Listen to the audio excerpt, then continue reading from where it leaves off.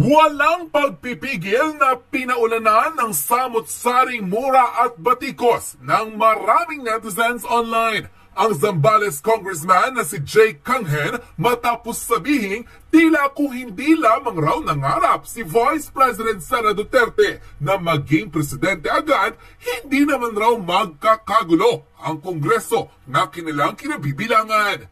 Tila sadyang wala raw ba sa tamang hulog o may amnesia ang representative ng Zambales para sabihin kay VP Sara na ito pa ang nangarap maging Pangulo. Dinawit pa ang former president na si Rodrigo Duterte na tila nagpupush daw kay Inday Sara na pababain si BBM sa pwesto at ito na ang maging Pangulo.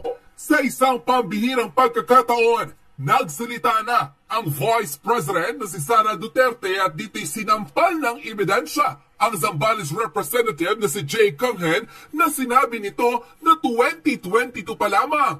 Tambak na at hindi na mananalo sa kanya si BBM dahil sa samot-saring survey. Ang nooy mayor ng Davao ang nangunguna ng may pinakamaraming boto at gusto ng taong bayan na siya ang sumunod sa kanyang ama bilang Pangulo. Bilang ebidensya, inilabas natin ang iba't ibang survey noong 2021 hanggang 2022, ilang buwan bago mangyari ang 2022 election, kung saan tunay nga na si Inday Sara ang mas pinipili ng majority ng taong bayan na maupo sa Malacanang.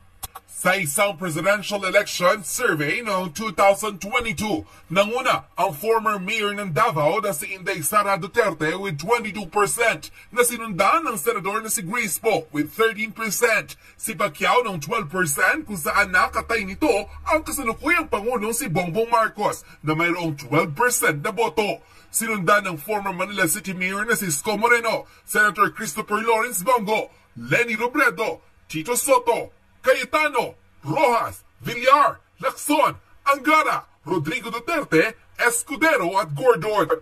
Sa inilabas ng Pulse Asia Survey mula November 23 hanggang December 2, 2020, kalagitnaan ng pandemya, nangunguna si Inday Sara sa 2022 Election Presidential Preference Survey na may 26%, na sinundan lamang ng dating senador na si Bongbong Marcos with 14%, na siya namang katay ni Senator Grace Poe. Sinundan ng Manila City Mayor na si Isko Moreno with 12% at Manny Pacquiao with 10%.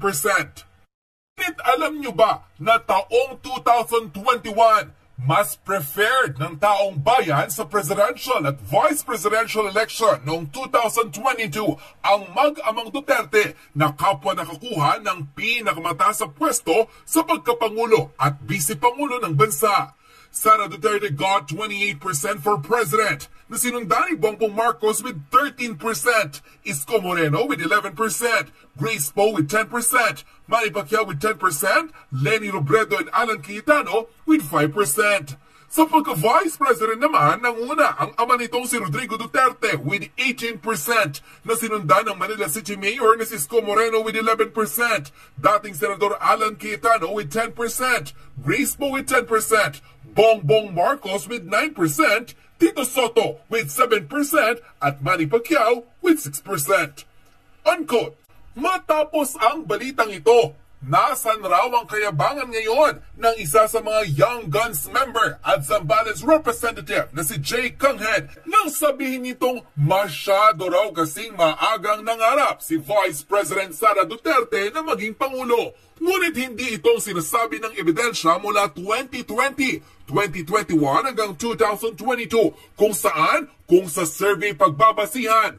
Tunay na lumalagapak ang score ni President Bongbong Marcos kung ikukumpara ito kay Vice President Sara Duterte dahil sa magkakasunod na 3 taon.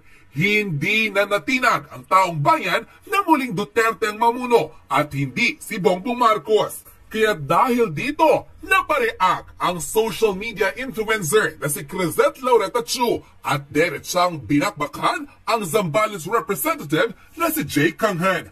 Ayon sa kanyang naging social media posts, atat si Sara maging presidente, baklang Jay Kanghen na kaya galit sa mga Duterte natag na may floating shabulam ng dating admin. Hello, halos lumuhod ang mga Marcos dyan, makipag-running mate lang kay BBM. Unquote.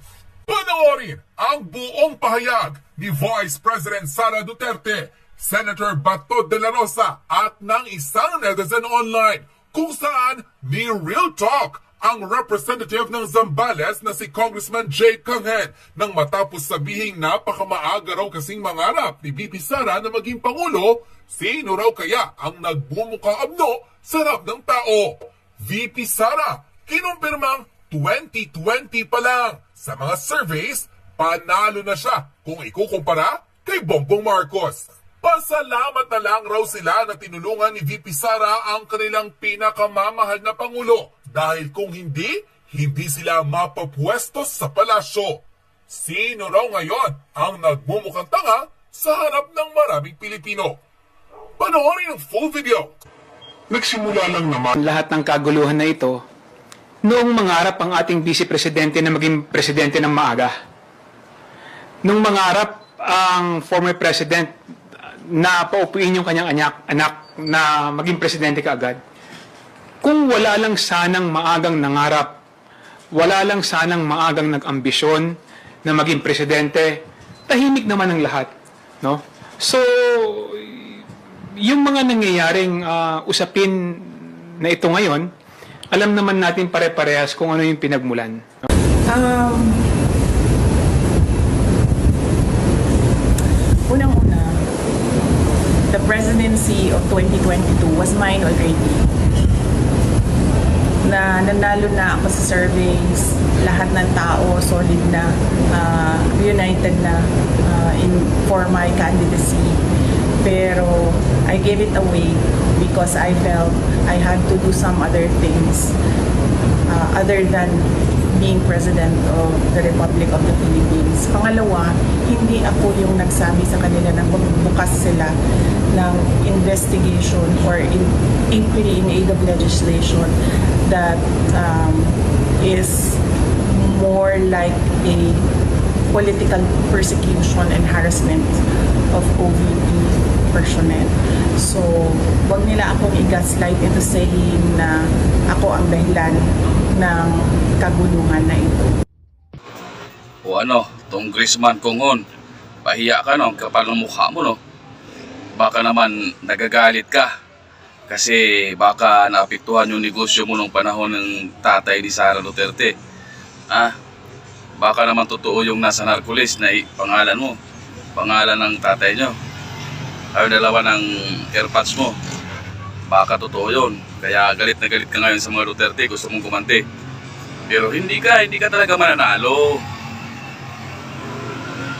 Pinagmamasdan ko yung mukha mo. Parang galing ka pa rin lunod.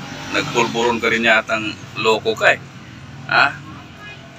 Ikaw, Congressman Konghon, manahimik ka. Malapit na mawala yung mga perang pinagano nyo kasi yung budget ng 2025 wala na yung AX, wala na yung AKAP. Nawalan kayo ng 80 billion. Di ibig sabihin yan, wala nang hearing sa sunod na sa 2025. Gaba sa imong pistiha ka, Mr. Konghon.